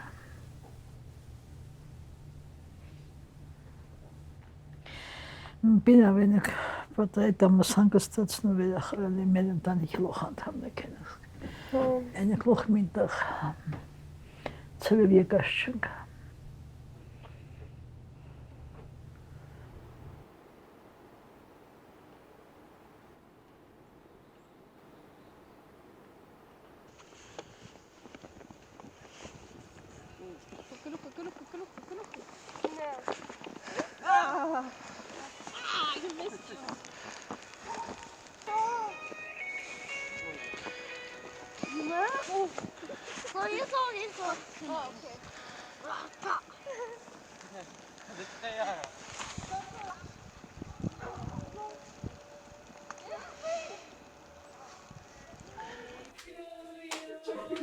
Happy birthday to you.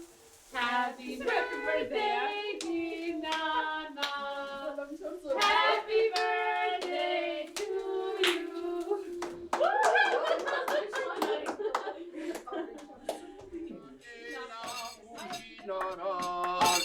Basmi hasak matmi kalsi zingorena ushinarar artara datgara bakchi uraline simbarekan duna hedl gerati lavin gero chamaran kam kanka datgara bakchi lavin gero chamaran kam kanka datgara bakchin es khalif gorgis.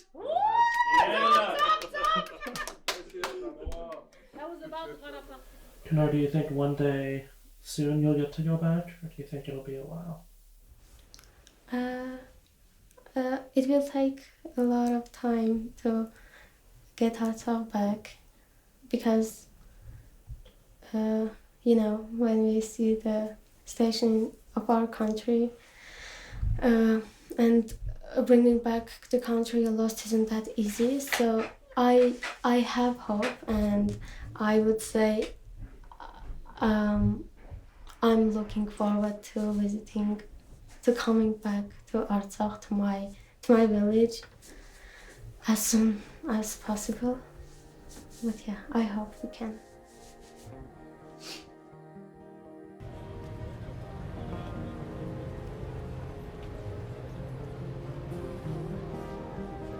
My dearest Artsakh, I miss you more than words can say. Even though I can't be there anymore, you're always in my thoughts. I just wanted to let you know how much you mean to me. The memories we made together are like treasures I hold close. The streets we walked, the friends we loved with, and the times we shared are all attached in my heart. Things have changed, but the memories we made together will never fade. Everything is decorated like for Christmas mood. But I don't know. I don't feel like it's Christmas. I still have time to get used to this, to the New Year. Yeah.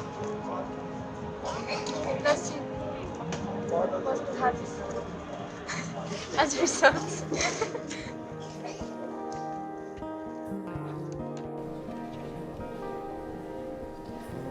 am who I am just because of you.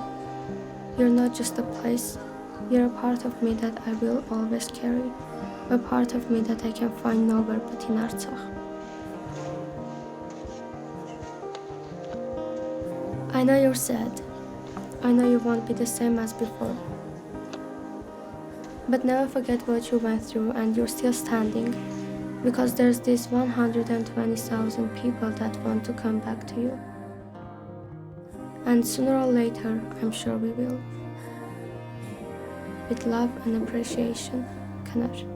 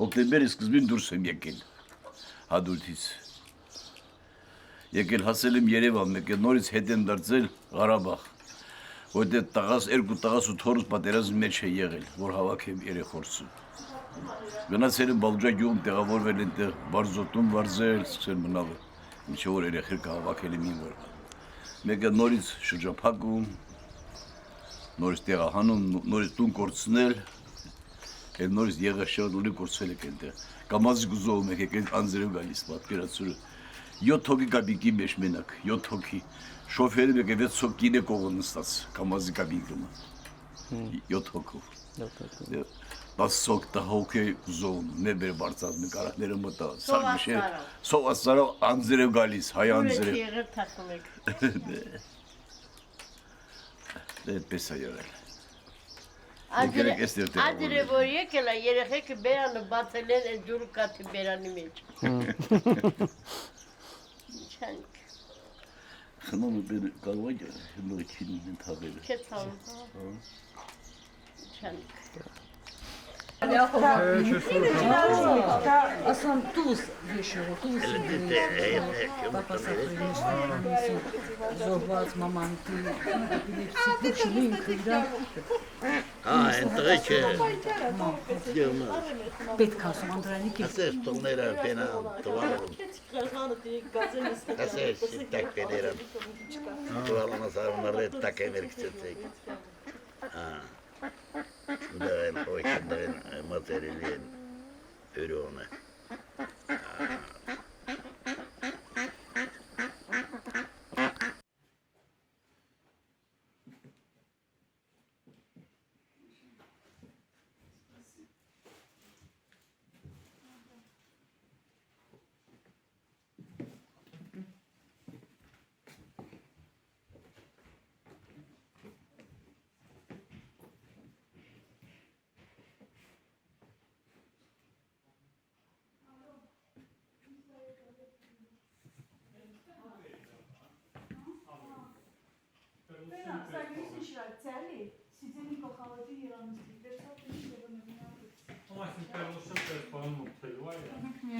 Конечно, Муртелева. Перуша. Просто тонну метным корм. Конечно, Узелева, кино Тохавана. Դեստի բարդակում իսլամ նկարում է տոն Да, мама. հավաքած վախտը նկարում Ага, вот так лучше. Маш, ինձ կաց, ես օրնաշ ջուրը տարմին ծաղագի բենի տակը ացեն Նիչով սուրտով ունի դաստավետ շուղան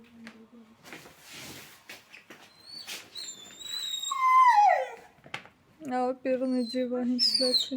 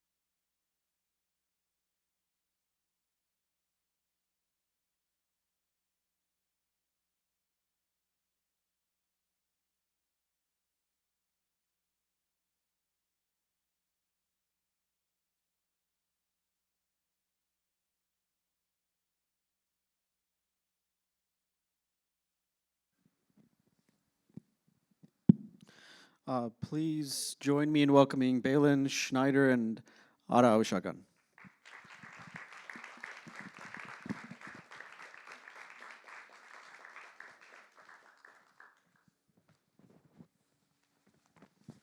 Thank you both. Thank you both for being here. Thank you for sharing your work with us. You both have made two very different films. But before we talk about the films, I wanted to maybe just start a little bit more about both of your backgrounds and some of the work that you primarily focus on. Just outside of this film, your career, the type of work that you do, just so we can kind of set the stage and explore a little bit more about the type of work that you've been working on. So Ada, would you like to start first? Yeah, sure. Can you hear me? Yeah? First of all, thank you for the Armenian Film Society for having me here, showing my film. Very honored, and thank you everybody for coming here this afternoon. I'm primarily a visual artist. I started way back. I started in literature, but moved to visual art, and I'm primarily a photographer and multidisciplinary photography, collage, installation, film. Really, in a way, the way I work is that I will define a particular topic that I want to work on, something that I want to address, something I want to respond to, and I work in that space, be it in LA, or I've done a lot of work in Beirut or in Artsakh. I've done I started photographing in Artsakh in 1999, 2000, for many, many years. And then whatever that project, whatever I respond to, whatever that project kind of tells me that I need to employ in that process, then this is what I work on. For instance, it could go into collage, it could go into film. And so I started really first into film in Beirut, when I was working in Beirut, and I went to photograph there, and that's typical of me. I just kind of photographed wherever I went, and I responded to the spaces and to the people. But what was really, really moving for me was the Western Armenian that was being spoken there, my own, the Armenian that I spoke when I was a child, and then it changed when I was displaced from Beirut. And so that was deeply resonant for me. That type of Western Armenian that's spoken on the streets of Beirut is very, very specific. You won't find it anywhere else except for those streets in Beirut. And so I wanted to bring that somehow into this work I was doing in Beirut and trying to respond, talking about diaspora, talking about displacement, talking about history. And so only way I could do that was through film. And that's when I kind of really started working in this way, using kind of still, it's kind of the film's 3 channels, they're still, but they're also moving. So the sound really comes into the work, and they're kind of meant to be one part of a larger project. So the film and the photography and the installation things all kind of speak to the topic in different ways, in different dimensions. Balin? Yeah, I would say very similarly. I feel like I work in many genres. Primarily, I'm a journalist, but I've always kind of worked in the medium of documentary. How I got interested in Armenia was really through everything that was happening that year. I just kind of started locally reporting on Armenia, and I felt very much like the news cycle obviously was very predominantly Ukraine and Israel-Palestine. And I feel like kind of the error that journalism has in kind of modern times is having a conflict like the size that happened in Artsakh and being kind of pushed down in the media cycle. And so kind of working on this film was the idea that we could make something that is a news piece that could, like all these films, really show and document what happened, but also kind of make it palpable and digestible in that way. Great. I was going to ask you, Balin, how you became sort of familiar with what was happening in Armenia. But I'd love to know, how did you come across Kanata as a subject? How did you first get introduced to her and learn a little bit about her? Where did that touch point come from? Yeah, so first of all, Kanar's like an amazing photographer. That was the thing that really struck me. And we found her through a nonprofit Hidden Road initiative. And I knew I wanted a younger person. I feel like sometimes with war, or conflict or refugees or anything, it's kind of hard to consume, or maybe for a young person who's not familiar with the issue to understand.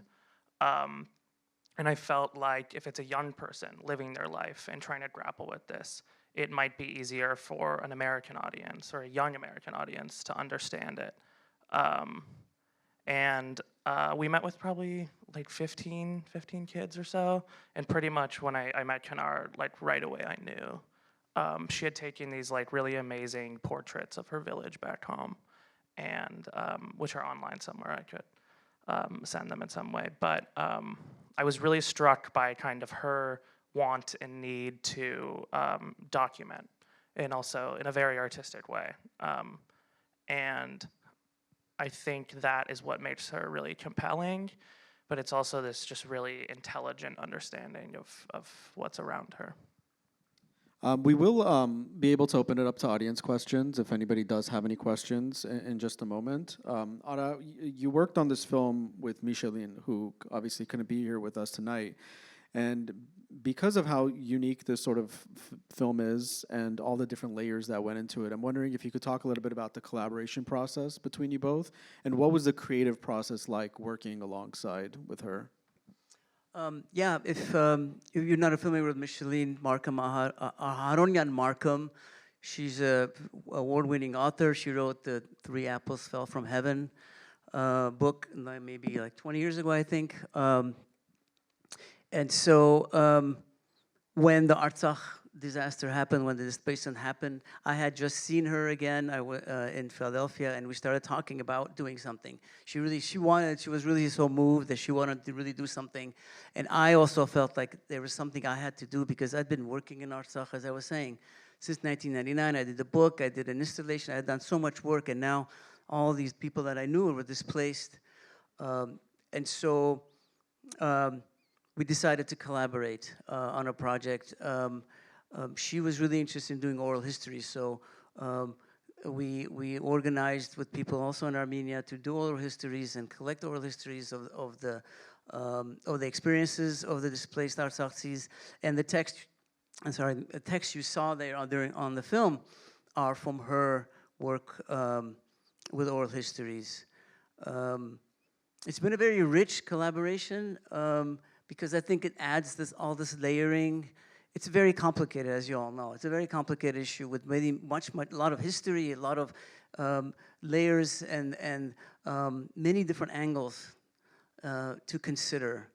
And so, with my work, I have photography also, and film, and her oral history, and so the way the film is structured, and we work very closely in putting the film together. It's structured in 3 channels. Because the medium itself speaks to the issue in a way that the medium itself is kind of displaced, it's fractured. You have 3 things happening at the same time. And so it inherently speaks to that kind of fracturing and kind of displacement that the community has gone through. And as well, it's in a way, in many ways, it's symbolic. Some of the things that you see, some of it is very direct, where people are speaking to you, as you saw, but some of the other images that are flowing nearby kind of create the context to tell the story, the darkness and the emptiness and the silence that they feel, and in many ways that we feel, as displaced. My ancestors were displaced from Western Armenia, myself from Beirut, so there's a kind of a very visceral connection to that experience that we tried to bring through not only the telling, but the way we told the story.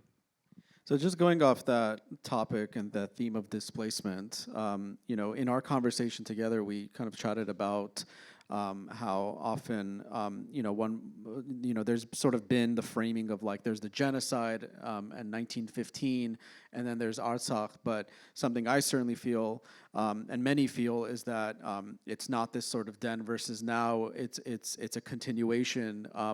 And so I'm wondering if you had any sort of if you had some of those sentiments in mind while you were making this film, sort of thinking about displacement, thinking about how this is sort of an ongoing tragedy that Armenians are facing. Yeah, I mean, 100%. That there's first the political issue, right? Where the same players who the same countries, same nation state that did the genocide are still supporting and doing what happened in Artsakh. So there's that political connectivity that we cannot forget that's happened over the 100 years. But also, as I was saying, very personally, that that experience of displacement, of unable to return, an ability of not having the right to return to Western Armenia, where my ancestors are from, that has motivated a lot of my work with genocide survivors also, but also it's very much part of our minds. When we speak and we photograph Artsaksis now displaced in Yerevan, what they were from Western Armenia, and subsequently other next generations got displaced by war. And it's sort of pan-Armenian kind of experience. It isn't just Beirut, but Syria and Iran and Armenia, and over again. And there's this kind of global network of displacement and return in a way also. And that's this kind of connectivity that was definitely part of our motivation and approach to the work. And Balin, for somebody like yourself who's not Armenian, going to Armenia and filming this project, I'm wondering if you could talk a little bit about making a project over there, and maybe some of the surprises, maybe some of the challenges that you faced while working on this film. Yeah, a surprise is how fast Armenians drive, maybe. That was crazy. No, I mean, I feel like of this theme of, you know, how does the Armenian experience change through time? Observing it, it really felt like, to me, resiliency is kind of the theme of the Armenian people. And I think we saw that, obviously, in all 4 of these films, and you see that in the media. The kind of, you know, as a journalist, you have to be objective, and you have to really take yourself out of it. But I come from a family, my late grandfather is Palestinian, and came to America in the 50s. And seeing similarities of, you know, his story of displacement with Armenians is certainly similar, but I feel like the Armenian experience is almost different in the way that there's this maybe cultural and also political ignorance that exists from America. Certainly in their support with Turkey and so on. So going there as an American, but also an American journalist, it very much felt like I'm a part of that complex history. But making the film, I mean, was very easy. I mean, it was like Konar and her whole family welcomed us with open arms, and, you know, a lot of people, every cab driver, you know, wanted to tell us a little part of their story, and those kind of things made it really easy, and I think made it a little more deep, probably. How long were you in Armenia while in production on the film? Yeah, maybe a week and a half, maybe. Mm-hmm. Yeah. Are there any questions from the audience? Yes, we could pass the mic if somebody could help. Sure.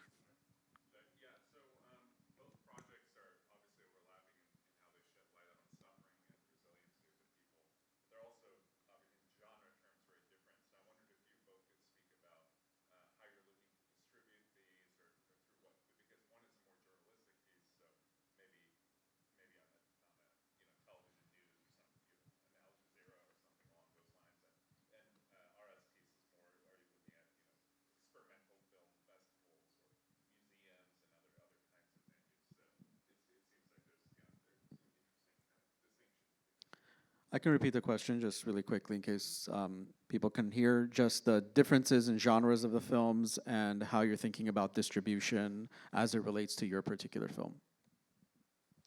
Go ahead, thanks. Yeah, mine will probably be on either a news site or maybe published with USC's Armenian Institute on their YouTube. Sadly, the short documentary genre has kind of really lost a lot of funding, really lost a lot of publishers, and which just makes it more and more competitive. So finding a publisher is way more difficult than per se a feature documentary. But it should be out soon. We're, you know, in talks, I could say. Yeah, first of all, I think it's great that Armen, you selected these 2 films that are really, like you were saying, radically different in genre, but overlap in so many different ways, direct and indirect. And so it was great, I think. They really complement each other. Yeah. So I was very happy to be a part of this. Yeah, our film is kind of experimental film, and in fact, we are working now on a longer version, because I think, you know, the 5 minutes or whatever it is, it's really a bit too short for the material that we have. We have so much more material, and as you saw that, you know, there's material. Every person that you meet in Armenia from Artsakh, this place Artsakh, well, the first thing they will do is they will show you on their phone what their village looked like, their town looked like. Everybody video recorded their houses, their homes, their last moments. So there's this whole kind of different type of imagery and video that tells the story in a very different way. That is also going to be, it needs a longer treatment. It needs a deeper treatment because it's so rich. So as I was saying, we're working on an exhibition, and so this film and the longer version will be part of an exhibition that includes photographs and text and reflection and multi-dimensional and installation, no doubt, multi-dimensional kind of approach, archives too, because one of the biggest issues for me is I have all this material from pre-displacement. How do you connect that? How do you kind of use this work, the before and after work, and how do you speak about that displacement? How do you connect them? And so that requires kind of a multi-dimensional treatment. So exhibition and I think the longer film, which is long, isn't going to be long. It'll be maybe 12, 14, or 15-minute long. We will try to put on the film circuit at some point, but it's really meant to be part of a larger kind of audience experience and involvement and understanding of the whole issue. Any other questions? Anybody?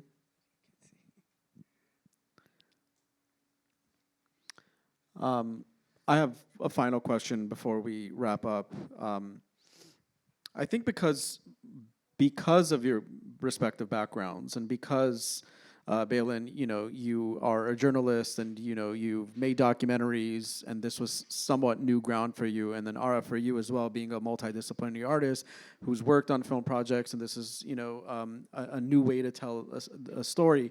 I'm curious if you could both kind of talk about maybe what you're working on now or what you're working on next. Obviously, if it's not film related, it doesn't really matter. But I'm curious where you're going next in your careers and what folks can sort of look out for. Let me think. I have to think. Yeah. Next, I am working on this kind of Iraq War era feature film. I think I can say that. It's like what I can say legally. And then kind of a love story documentary thing with this really cool musician. But yeah, just kind of filming and writing, always coming up with new ideas. But definitely trying to be involved in the Armenian conversation, writing a bit too for my column about it right now as well. So my immediate project is the continuation of this work that I'm doing with Artsakh, displaced Artsakh. We've made 3 trips to Armenia. We're going to probably return twice more and collect more material and video and portraits. And so I've done a lot of portraits of Artsakhs, over 120 now, I think, maybe more. And so what's also coming up for me is a book of genocide survivors that I photographed, starting from the 90s with my friend Levon Parian. So I'm working on a book of those portraits while I'm making portraits of current displaced Artsakh. And the parallels there, like I was talking earlier, are also very, very, not just from a personal standpoint, but also from an actual art creation standpoint. So that project is moving forward, and this book. I have a couple of exhibitions coming up in the fall. And then my big project is what I'd like to start on next year, which I would have started on last year if the Artsakh issue hadn't happened, is to go to Turkey and to work on a big project in Turkey. So going back to Western Armenia, to different places in Western Armenia that are resonant and relevant to me, and making a new body of work. Amazing. Well, thank you both for being here. Thank you for sharing your work with us. And I think now we're going to have the Sonata Music Schools to conclude the program. But thank you both for being here. Thanks for your time. Thank you.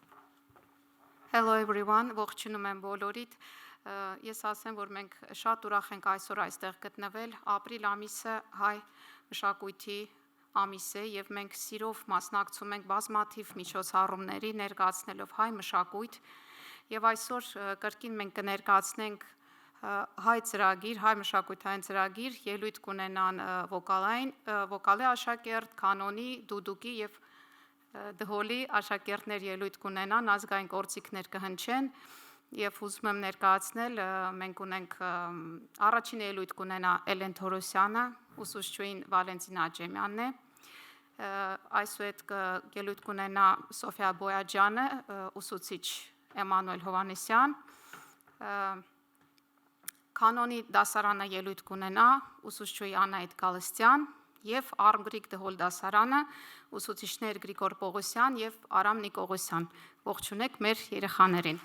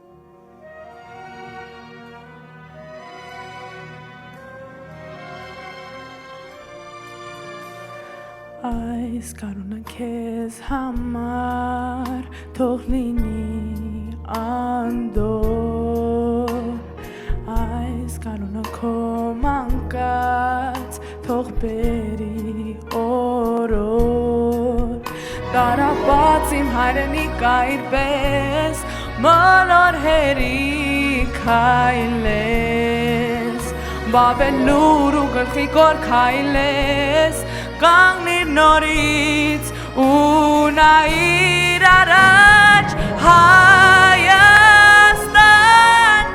մոռացիր այն ցավը, որ գնաց, հավատալ ուսերը քեզ մնաց, թող Աստված օրհնի, որ թոց հայոց Հայաստան, մոռացիր այն ցավը, որ գնաց, հավատալ ուսերը քեզ մնաց, թող Աստված օրհնի, որ թոց հայոց։